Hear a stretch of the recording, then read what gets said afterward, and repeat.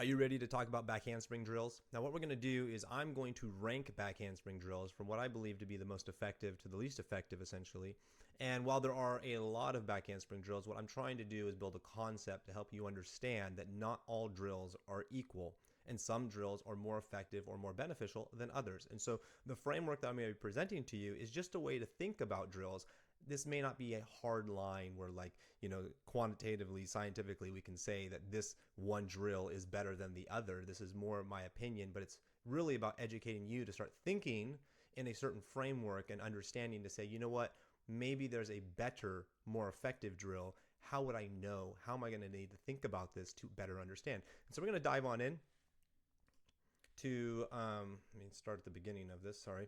Here we go. We're going to be ranking back handspring drills. Okay, now the first thing we need to understand is we need to measure drills by effort.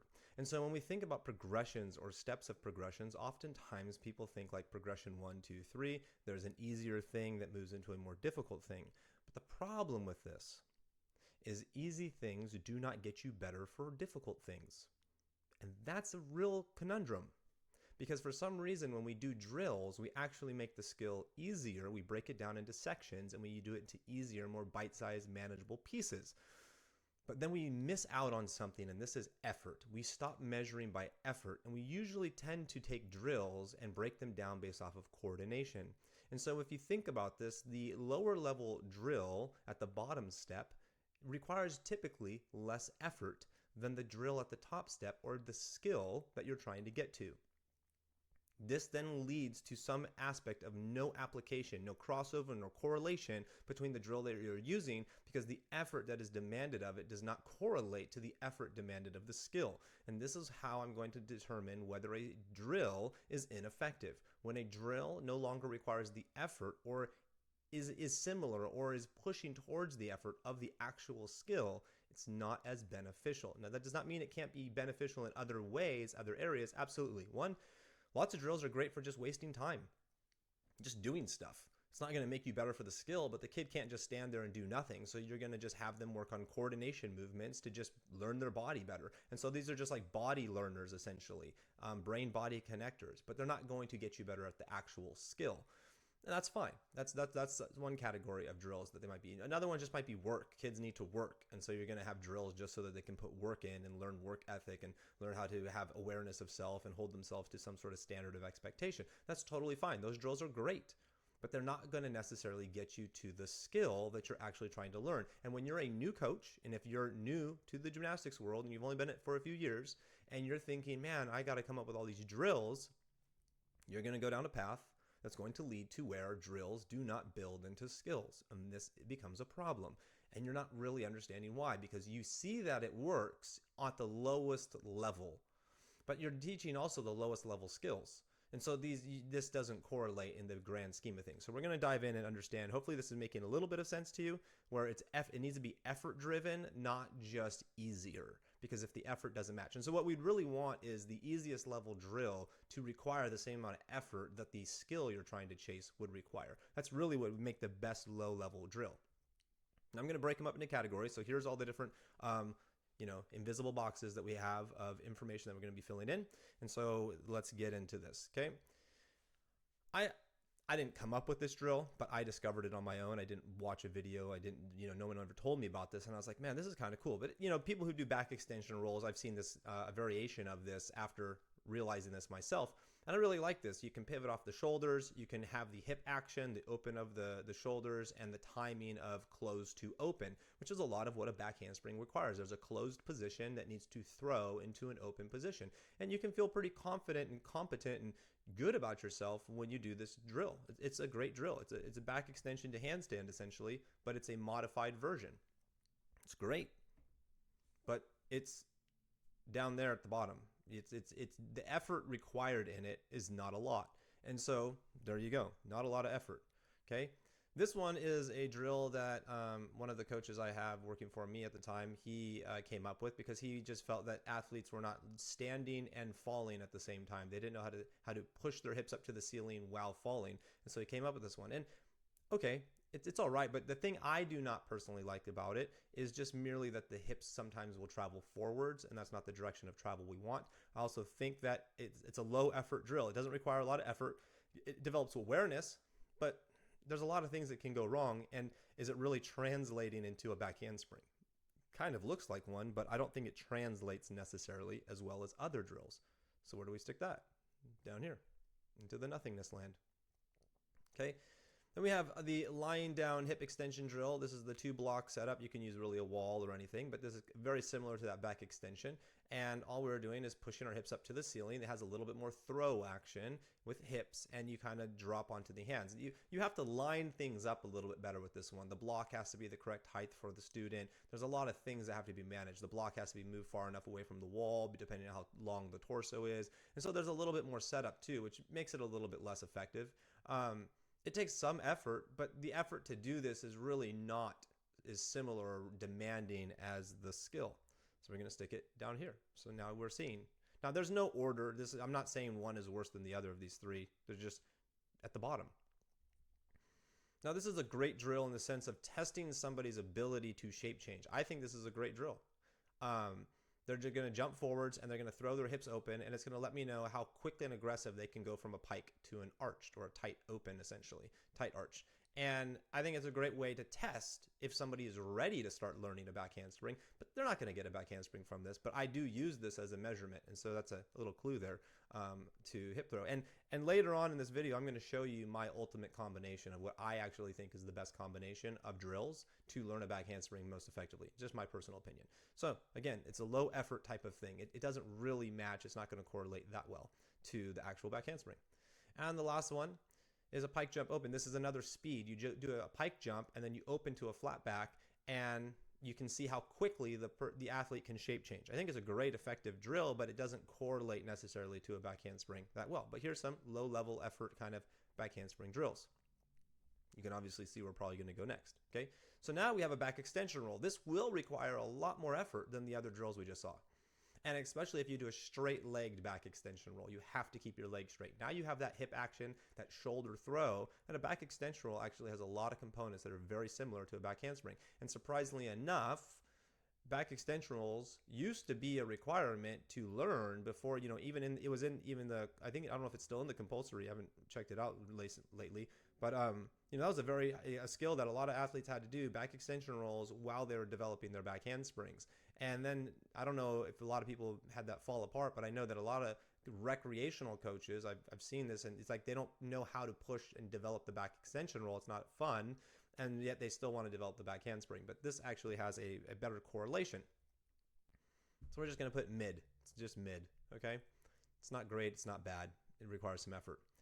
Here's on a trampoline. You're doing a back bounce, and you have to throw hip action into arched handstand, return back to your back. Now, this is going to require some more effort because you got to pump your legs, you got to get your body moving to create some more energy, and you got to get timing going on with the momentum that you're building. And so that's pretty important. And so this goes into the mid tier. This is just mid, okay? Then we have the double wedge. I think this one's it requires a little bit more effort because you can throw a lot faster into it and it actually pulls you over. And so unlike the back extension roll drill where you're going off the wedge into that hip extension, this actually has a little bit more throw action and it pulls you. If you stay tight, it'll pull your lower half over. So it kind of simulates what a back handspring is going to be doing, which is throwing into the ground. It's a pretty good drill, okay? Not bad. Now we got the backdrop heel drive arch stand. I think this is a really great awareness drill. It really teaches an athlete how to bounce on their back, and then they throw their feet into the ground. They got to leave their head and shoulders backwards looking at the ground. And so they put weight on their feet and then they return through the back, and they alternate through this. And this is an awareness drill, but it requires a lot of coordination, timing, awareness, and effort to make the shape changes happen. And it's much more closer to what a back handspring actually is. And this is a really great drill. But it's mid effort. It's not asking a lot. It's not going to directly get you that back handspring. Okay, this is a cool drill. This is another drill that one of my coaches came up with. The same coach who came up with the sit and jump arch or stand arch into the wall. But this came out of this is to sit on an 8-incher and just kind of stand up and jump into a bridge. Now you can fall into a bridge, and then you jump into a bridge, but this needs to be spotted because it's kind of got some crunch action that can happen to it. So spotting it is the key, and you're going to have to stand up and then throw. And starting at a low position and then falling into the arch and having to throw your hips to the ceiling is very correlative to what a back handspring is going to feel like. But it's a little weird, you know, the start position's a little weird. The landing's a little weird. So I'm not, 100% on it, but it's mid. It's better than the other drills in the sense of correlative effect to what a back handspring is going to feel like. And then the seat drop, so you're bouncing in your seat drop position and you bounce and throw into an arched handstand. That's great. You're going to get you got to get action going on the trampoline. You got to find the timing to when to throw. If your timing is off, it doesn't work. You got to throw aggressively enough with a little bit of bounce to actually create enough rotation to get to an arched handstand. So there's a lot going on here. This is much closer to what a back handspring is going to require of you, more effort. So it's a much higher effort driven drill. Okay, so there we have it so far. Yeah, pretty straightforward. So then we got two at the top that I believe are the closest to not doing a back handspring, but the closest drills to getting the back handspring. Okay, this one I love. I think this is one of the best top ones. If you do not have a trampoline, this is it. This is the move right here. It's you take a bar, you take either a beam mat or a sting mat, you throw it over the bar, and you have them lean with their hips against the bar, put their feet slightly in front of them, and then they just kind of arch over the bar and throw. And as long as they throw as fast as they possibly can, they will flip over. Now, the cool thing is, two really cool things I like about it is, one, if the bar is at the hip height, okay, when they throw, the bar will catch on the top of their butt, essentially in their lower back. And so they could take their hands off the ground and it'll still catch them. So it's kind of self-spotted when you adjust it. And you can adjust, you go, well, do I have to move a bar to make sure that the height is correct? Actually, no. What's really cool about this setup is you can put a wedge and have them stand on a wedge, and then you can adjust the wedge by pushing the wedge in or out to adjust the height of the ground. And now any athlete can do it. They just push the wedge to where they need it to be, stand on the wedge, and then do the drill. So that's kind of cool too. It's adjustable with the size of the athlete. And then the faster they throw, the faster their legs are just going to flip over the bar. It's also nice because the hands actually can pass over a little bit so that the shoulders are actually moving in the direction that we'd want a back handspring to be. So we're actually turning it over just a little bit more. And this is really good because you can get kids going really fast. They can actually full commit to the throw. And so if you think about a drill that allows you to fully commit to the throw without a consequence that's negative, this is it. This is the drill. So we put it here, right? And so then we leave one last drill. And this is, to me, the ultimate. This is it. And now, I understand that not everyone's going to be able to do this, and I do not recommend you just jump right into this one because you need to understand how to teach it. So I have other videos that talk about how to teach it. But this comes down to seat drop back handspring. Seat drop back handspring is the closest thing to doing a back handspring without doing the back handspring from a stand, let's say. So, I mean, to jump or to even bounce on your bottom and to be able to throw aggressively enough that it moves your hips and pulls you into the back handspring. This is learning how to do a back handspring without needing to jump. Now, when you understand as an athlete how to throw into the back handspring from a seat drop back handspring, okay, sure, you can sit, fall, jump, but the sit, fall, jump is no longer the issue because you know how to throw so aggressively that you're not even worried about the sit, fall, jump. You just go right into the throw and everything works itself out. So this, to me, is the ultimate drill. I have taught kids back handspring. This is how we teach it in our gym. We teach seat drop back handspring in our rec program, building through the proper steps, and so that students can teach themselves. And students are teaching themselves the seat drop back handspring by themselves, no spot. It's awesome. So, highly recommend that.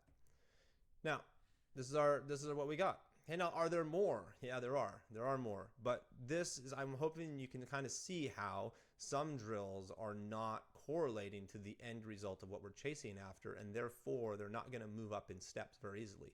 And so that bottom row is just because you can do those 100 times, and you're not going to get closer to a seat drop back handspring or a standing back handspring doing those drills necessarily. You might get more familiar, but again, the effort, you could teach the top row instantly. Like you could start doing the drills for the seat drop back handspring. You could pretty much instantly teach that throw over the bar. And so then you have these inferior drills that you're using when you could be doing these other drills that are just going to get you there even quicker. And so if you think about how many different drills there are, it's like, well, how many steps do you want to have to go through? How many lessons do you want to have to teach on how to use this drill when you could go straight to the top and just use more effective drills and cut out all the stuff that doesn't need to happen? Can it happen? Can you use it? Can it be effective? Sure. But does it have to happen? No, it doesn't. So here's my problem with the Octagon, the Pac-Man, and the back handspring trainer. Okay, this is my problem with them. And because I didn't list them. I didn't list them because I don't like them. And I don't like them for a very, very physics-driven reason. Okay, so this is not like just, oh, Raleigh doesn't like these things. No, I think that the gyms that have these 3 objects, I think you've wasted your money. I think that this is more, and I'm not knocking the companies that make these. I understand why they make them. They need to make money. But I see this more as a gimmick and a sales pitch than actually an effective drill. In fact, I would rather take all the drills I just showed you, no matter where they rank. I would rather use all those drills to teach a back handspring than any of these pieces of equipment. I think these are just lead you down a path that is not gymnastics driven at all. And in fact, I think it confuses coaches. So if you're new to coaching, I think these drills will actually confuse you on understanding how to teach flipping. And I'm going to prove it to you. So let's dive into this, because this is the problem. Okay, so with a back handspring with a small barrel, you can do like the sit kind of lean fall action with semi-straight legs, and you can throw. So you can get some of that good throw and that sit fall action where you're falling. But then the barrel's so low that you have to bend your elbows to be able to turn it over. So now you have a problem where the barrel is small enough to make the throw action correct, but it's not big enough for you to actually finish it. So that becomes one problem. And if I use a larger barrel, or I raise the small barrel up, now I have to jump up. And that goes back into, if you watch my other videos, why am I jumping up into a back handspring? I shouldn't be jumping up. So now I'm jumping up into the back handspring only to fall. And then if you look at image number 4, how many times that they pike, they start pulling their toes to finish the back handspring because they can't get their hips to move off the barrel. Okay, and so then you have to teach that. You're like, stop pulling your toes, stop pulling your toes. But that shouldn't even be part of the equation at all. I mean, that bar drill that I showed where you can just throw yourself over the bar, you don't have to, yeah, they're going to pull their toes naturally, but they don't have this problem set up, because now they can just leave their hips open and see what happens, and it will work automatically, versus here you're actually going to have to put in more work to actually get the hips to move correctly. And so you're actually doing more with less.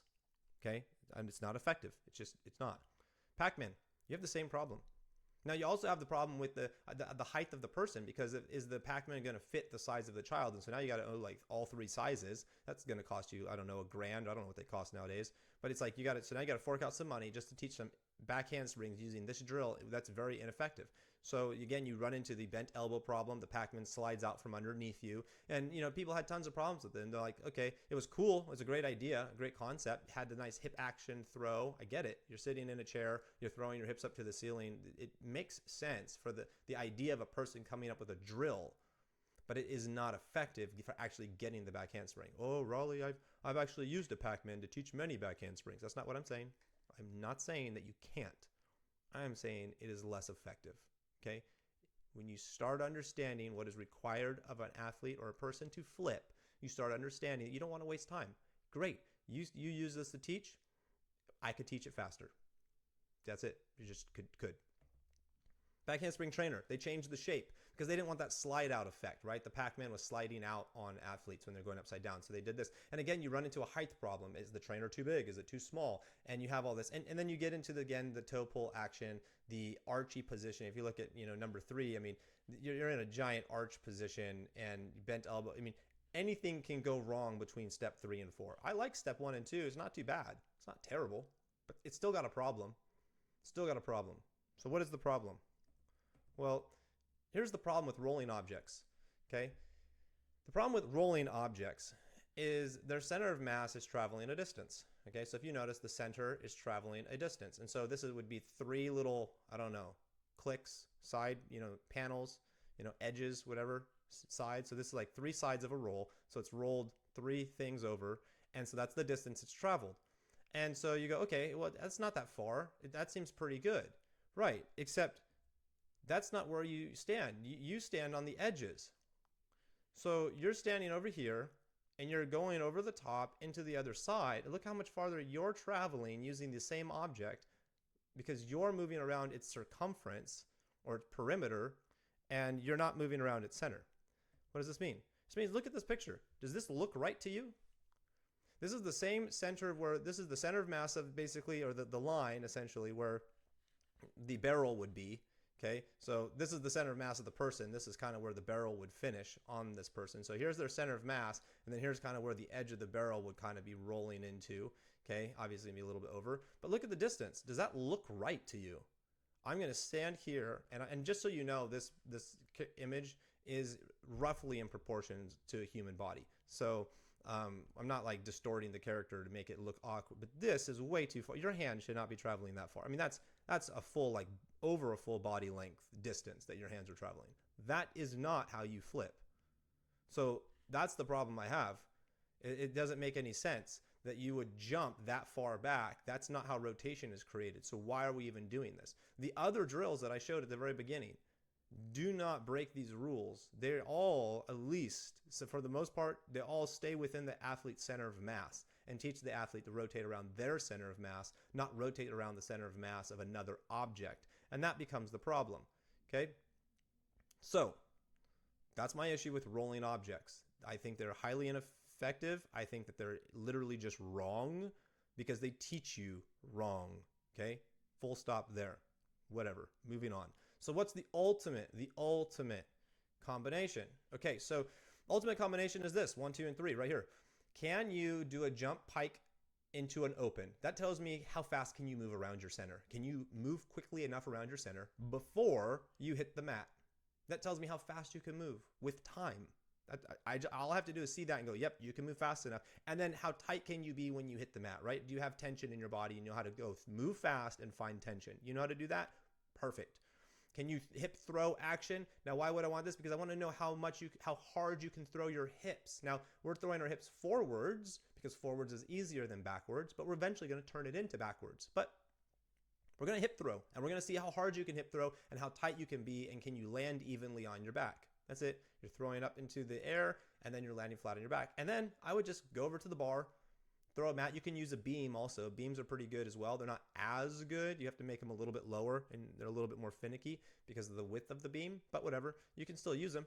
And then I would go over here, and you can crank out numbers, and you can have fun. You got a rec bar set up with four rec bars. I mean, that's 8 kids right there just cranking out back handsprings, no one needing to be spotted. Just 1, 2, 1, 2, pop, pop, pop, pop, pop. I mean, you're going.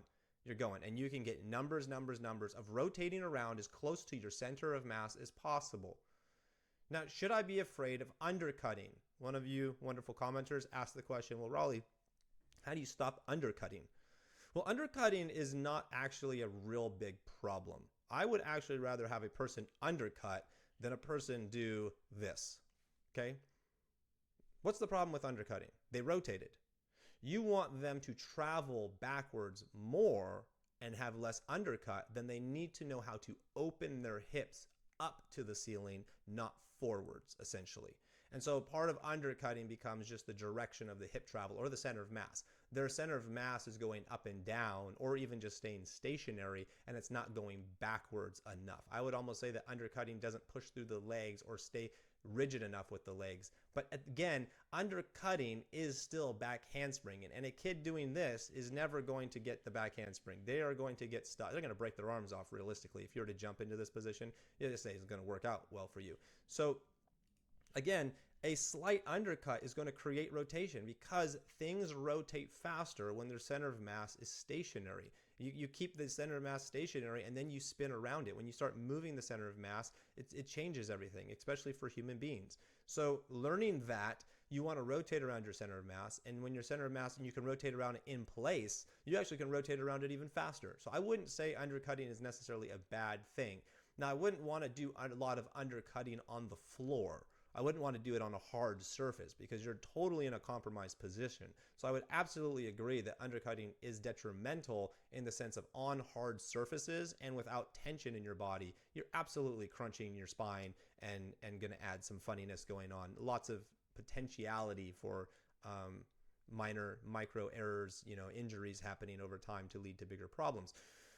But I would typically just say that undercutting, for the most part, is coming from a position where their legs are not actually working properly. So they're probably bending their knees, pushing their hips forwards to make the throw happen instead of actually pushing their legs backwards while they make the throw happen. Because it's pretty hard to undercut when your legs are pushing straight.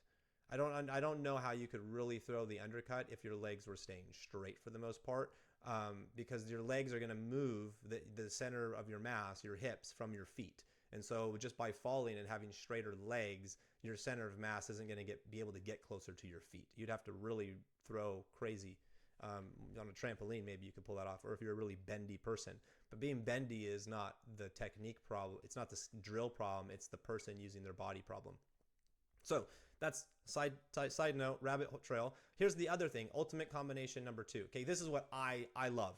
Now, so just so we're aware, okay, I'm in a rec class. I'm going to teach this to my, whatever, intermediate, advanced level kids. They can do this. Intermediate kids, they can do this.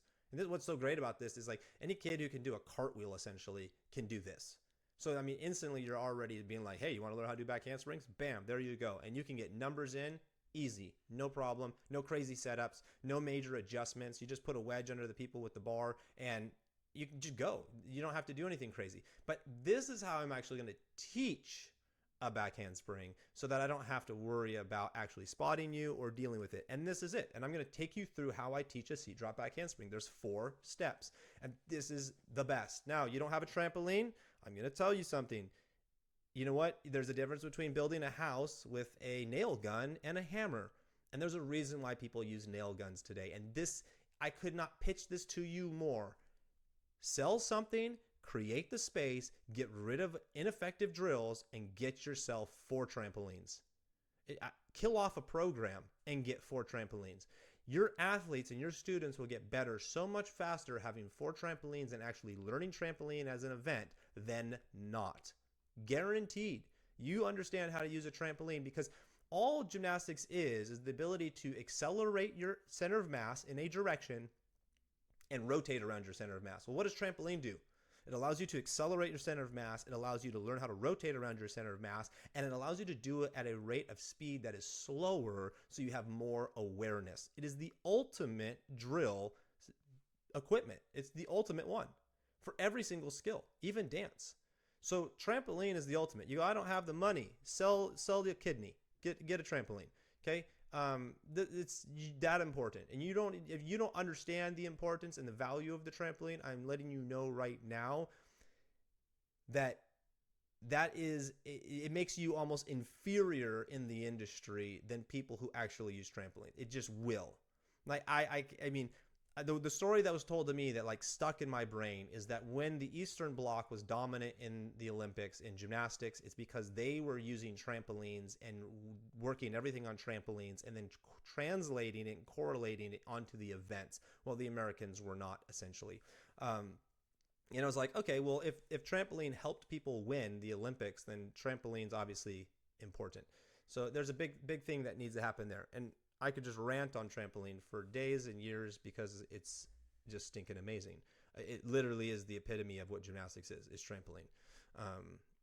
So that being said, here's what you do. You teach the athlete how to keep their head and their hands lower than their hips. So number 1 is that backdrop, stand on my feet, throw. So they're trying to throw their feet into the ground and leave their head and hands looking backwards so they can actually see the trampoline when their feet tag the trampoline. They're looking at it while their feet tagging. This creates an awareness, a familiarity of being upside down, having your head close to the ground, and having your hips fully extended. How many kids, when they do a back handspring, pull their toes? Well, this teaches you not to pull your toes because your feet are actually moving into the trampoline while you're already arching backwards. And so you learn to keep your feet moving into the ground instead of picking your feet up when you go to the arch position. And so that's the importance of this. Feet are going into the ground while I'm going into the arch, which is what you need to not pull your toes early and to really feel the throw. High exposure. Okay, it's going to expose you to that trampoline and upside down feeling, and so it's going to be scary, and that's great. You need to get scared because back handsprings are scary. You're jumping backwards to your head. This builds a familiarity to that one position that basically every drill can't touch, because this is the one space that most drills can't get you to without you laying on something and then feeling safe and secure. This actually takes away that safety net and actually makes you feel like, oh no, something bad could happen. But it doesn't, because when people fall out of this position, they don't stay in it. They instantly fold back into the safety position of collapsing into a pike, doggy drop type of position. Okay, so that's step 1. You get really familiar with that, and you go back and forth. You go back feet, back feet, back feet, always being able to look at the trampoline. It's great. Really, really good. Take some time. Might take like 2 or 3 sessions on a trampoline before you really figure it out. You got to start slow. Have low expectations. The first time it's getting familiar. It's silly. It's funny. It's, it's not working. That's okay. That's okay. Give it a couple times, because once it starts working, boom, it's easy. Okay. It's going to click and bam, you're moving on fast. The other one is the backdrop into the arch. This then teaches you how to throw into the ground, because now from that backdrop into the arched handstand, you're not rising in the sky very high. You're throwing into the ground.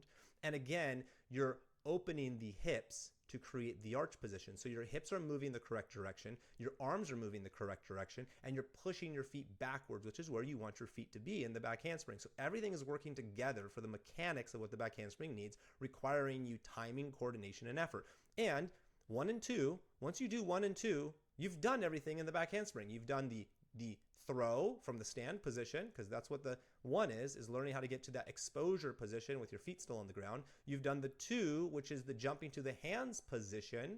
So now all you have to do is go to 3, and you bounce on your bottom, and you, as you're on the down of the trampoline. So if you notice that my images here that I've created, when they're below another image, they're on the down of the trampoline. So when you're on the down of the trampoline, you throw into the ground or into the mat, and as the trampoline rises, it will lift your hips up while you're throwing yourself down. And so the trampoline rises the lower half while the upper half is going down, and you can throw into this arched handstand. Now, I have no shoulder flexibility. I'm not a gymnast, and I can do these little sit on my bottom, bounce, bounce, bounce, throw into a back handspring. Super fun. Love doing them. And kids can play with this because they get comfortable throwing into a bridge. And you're so low to the ground that nothing, it's like there's no impact forces that are happening here. So they throw into this arched position. They might throw into a bridge, and you can throw into a bridge and then just crash back to your back. And because they're used to looking for the trampoline, because they've done drill number 1, it becomes even easier because they know what to look for. So they go, throw, push, and then they just collapse back to their back. And then as they throw harder, it will go more and more. The only thing I would say safety-wise, if you're teaching this methodology, is you don't want to force it to happen. A lot of times the kids will have their shoulder angle, okay, their shoulders are behind their hands, and then they try to pull their toes and make it happen. That's when it's going to collapse on itself. Nothing crazy happens. I've never had a kid get injured doing this, but at the same time, you don't want to force it. If the throw is working properly, it will throw them through the handstand position and into the back handspring. And so then you just have to be patient and actually just throw harder. Get your timing better so the trampoline works for you, and throw harder. The error that kids make is they'll start standing on their feet. They want to jump into the seat drop, and if you jump into the seat drop, typically they'll be in the air when they try to throw, and then it's too late. You're crashing. So you start on your bottom and you bounce on your bottom, and it feels impossible. It feels like you have nothing to work with, and that's exactly what you want, is the nothing to work with. And then you can learn how to drop and go from your feet and drop onto your bottom and then throw, because the timing has to be, you hit the trampoline and you start throwing. So as you hit the bottom of the trampoline, you've already opened your torso up, you've already opened your hips, and the trampoline launches your feet up while you're going into the down position. And that timing has to be correct. But doesn't the timing have to be correct on the sit, fall, jump? When you're standing and spotting somebody, doesn't all those pieces have to work together? It's like, yes, they do. The difference is you can teach this to every single kid and never spot them and let them figure it out, which is a better way for them to learn than you spotting somebody, talking that to them, and then feeling all the cues based off of your kinesthetic, hand, you're touching them, and then I got some kinesthetic information feedback coming in. They feel you pushing, they feel what you're doing, and then they're responding to the touch. How many times do kids get spotted, and then when you try to back off, they're like, can you still touch me with 2 fingers or 1 finger? Because they need that touch to then feel what they're supposed to do when they're supposed to do it. And so that becomes the problem with spotting. This way, they have to learn how to feel the trampoline or the surface before they're actually going to do the skill. And so this changes the responsibility or ownership of self and puts it back on the athlete and less on you. And so that's the power of essentially those drills. This is not a complete, thorough thought. I whipped this thing together in an hour. And so hopefully that you found that helpful. If not, whatever. But leave a comment, your thoughts. Love to hear if you have any questions, what you liked, what you didn't like, what you want more of, what you don't want more of. Until then, have a great day. Be blessed.